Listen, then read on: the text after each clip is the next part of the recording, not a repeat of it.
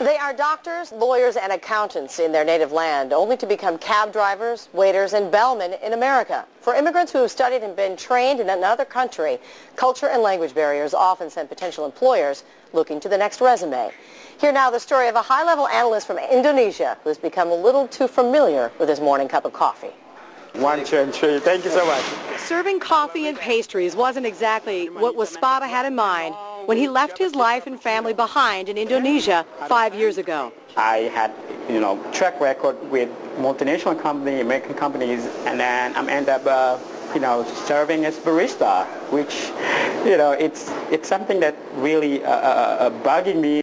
Back home, Waspada had worked as an auditor for several American companies, including Arthur Andersen. He has a finance degree, he's a CPA, and was doing postgraduate work. We had political chaos in Indonesia.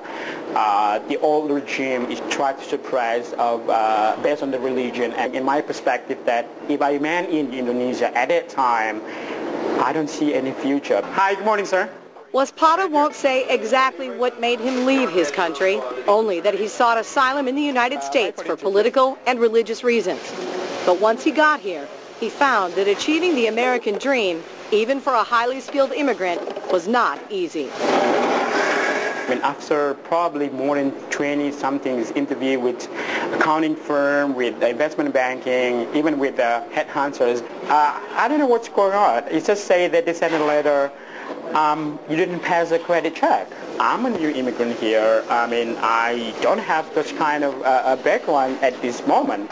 The only job Waspada could get was as a barista at Starbucks in the famed Waldorf Astoria Hotel in Manhattan. I have no choice. I had to survive. Being an immigrant here in the United States, it's not as easy as what people might think about it. This is not what I'm supposed to do. I think I'm capable of doing something better than this. Determined, Waspada looked for help from Jane Leu at Upwardly Global, a headhunter for immigrants with professional skills. The small nonprofit helps immigrants with university degrees handle challenges like credit checks, foreign educations, and cultural differences to get jobs in their fields. At any given time, there's about 250,000 to 500,000 immigrant Americans who, in their home countries, earned degrees and had experience, and they come to the U.S. and they're vastly underemployed, drastically underemployed.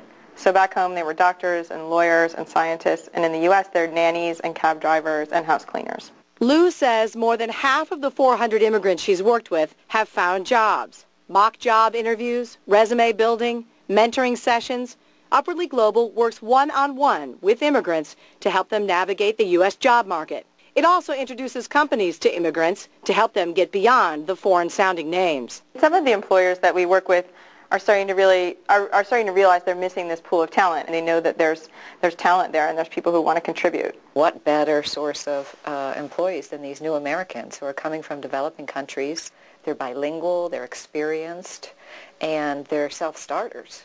Martha Gallo met Waspada at one of Upwardly Global's one-on-one sessions and helped him move from behind the counter at Starbucks to behind an auditor's desk at J.P. Morgan Chase. Now, I'm back on track because what I'm doing right now is something what I was really into and what I like. I'm happy, I'm very excited. Now that's an American dream. Just about the nicest guy you'd ever want to meet. Census officials say the U.S. population will crack the 300 million mark for the first time this week.